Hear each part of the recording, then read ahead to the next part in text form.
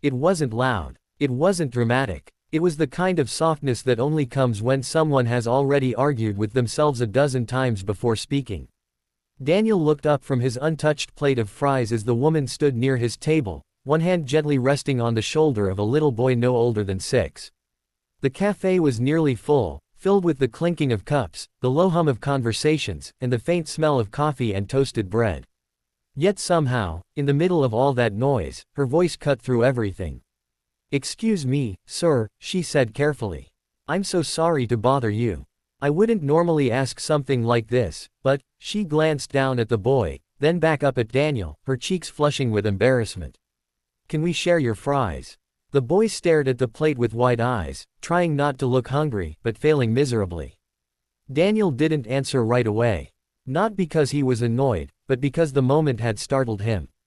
In his 48 years of life, Daniel Carter had been asked for many things: advice, investments, signatures, donations, interviews. But this was different. No one had ever asked him for fries. He studied the woman quietly. Her coat was worn but clean, the kind that had been washed too many times yet carefully mended. Dark circles sat beneath her eyes, not from makeup, but from exhaustion, the sort that sleep alone couldn't fix. Her hair was pulled back in a loose ponytail, strands falling out as if she hadn't had time to redo it that morning. Still, there was dignity in the way she stood, even while asking something that clearly hurt her pride. Daniel gestured to the empty chair across from him. "Please," he said gently. "Sit. Both of you." Her eyes widened. "Oh, no, sir, that's not necessary. We don't want to." "It's fine," he said, pushing the plate toward the center of the table. "I ordered too many anyway." The boy didn't move until his mother nodded. Only then did they sit.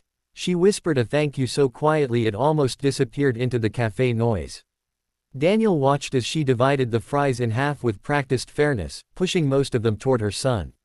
The boy smiled, a small, grateful smile, and began to eat slowly, as if afraid the food might vanish if he went too fast. "What's your name?" Daniel asked. "Emily," she replied. "And this is Noah." "Nice to meet you, Noah," Daniel said. Noah looked up, fries paused midair.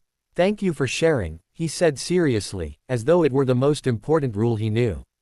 Daniel felt something tighten in his chest. They ate in silence for a few moments, the kind of silence that isn't awkward but thoughtful. Daniel noticed Emily didn't take a single fry until Noah had finished most of his. When she finally did, she took only a few, chewing slowly, savoring each bite. "You must really like fries," Daniel said lightly.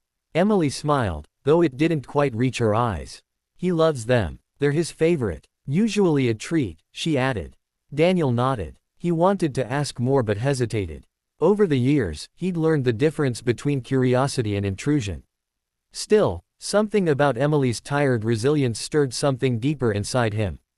"If you don't mind me asking," he said gently, "how's your day going?" Emily let out a quiet breath, a half laugh, half sigh. "Honestly, not great. But also, not the worst." Daniel raised an eyebrow, inviting her to continue without pressing. "My car broke down this morning," she said. "Again. I walked Noah to school, then walked to my cleaning job, got laid off because the office is cutting costs.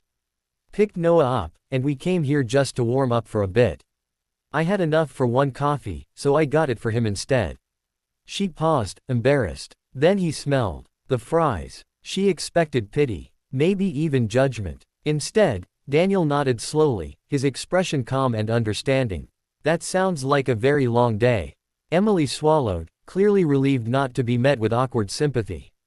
"Yeah, but tomorrow's another chance, right?" Daniel smiled softly. That's one way to look at it.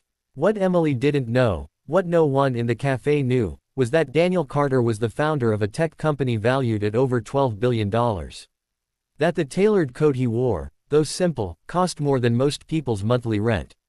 That he could buy the cafe, the building, and the entire block without glancing at his bank account. Yet none of that mattered in that moment. Because sitting across from him wasn't a single mom in need. She was just a mother trying to protect her child's innocence for one more day. The waitress came by, glancing nervously at their table. Emily immediately stiffened, ready to explain, ready to apologize for sharing someone else's food. Daniel noticed and spoke first. Could we get another order of fries?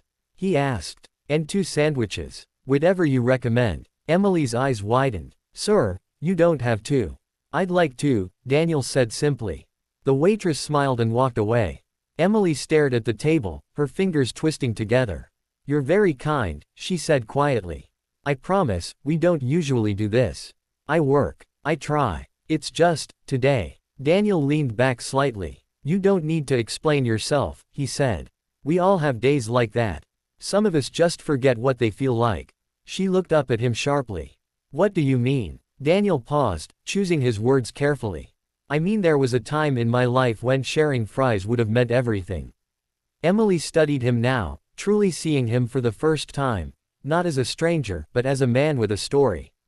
What happened? Daniel glanced out the window. I grew up poor. My mother raised me alone.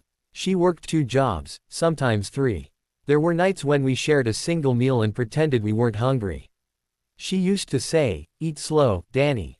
It tastes better that way. Emily's breath caught. I say that to Noah, she whispered. Daniel looked back at her, surprised. Do you? She nodded, eyes glistening. Every time. The food arrived. Noah clapped softly, delighted. As they ate, the mood shifted, lighter, warmer. Noah talked about school, his favorite superhero, how he wanted to be, someone who helps people, when he grew up. Daniel listened intently, laughing at the right moments, asking thoughtful questions. For the first time all day, Emily felt her shoulders relax. When they finished, Emily reached into her bag and pulled out a few crumpled bills. Please, she said, pushing them toward Daniel. I can't take this for free. Daniel gently pushed her hand back. Keep it, he said. Tears welled up in Emily's eyes. You don't know what this means to us. Daniel stood, putting on his coat. I think I do. He paused, then reached into his pocket and pulled out a simple card, not a flashy one, just his name and a number. If you ever need help, he said, placing it on the table, call me. Emily hesitated. I couldn't. You can, Daniel said softly. Not because I'm rich. But because once, someone did the same for my mother. And it changed everything. Before she could say anything else, he waved goodbye to Noah, smiled at Emily, and walked out. Emily sat there for a long moment, card trembling in her fingers. Weeks later, Emily would finally call that number, not to ask for money, but for advice after landing a job interview she was terrified she'd fail. Daniel would coach her through it patiently, as if she were his only priority that day. Months later, he would quietly fund a scholarship in her name for single parents learning new skills, never attaching his own.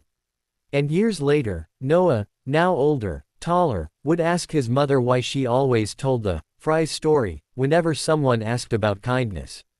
Emily would smile and say, because sometimes, the smallest question can change a life. And the people who change us most don't always look like heroes. Sometimes, they're just someone sitting alone at a café, willing to share. And somewhere across the city, Daniel Carter would sit at another café, ordering more fries than he could ever eat, hoping, quietly, for another chance to say yes.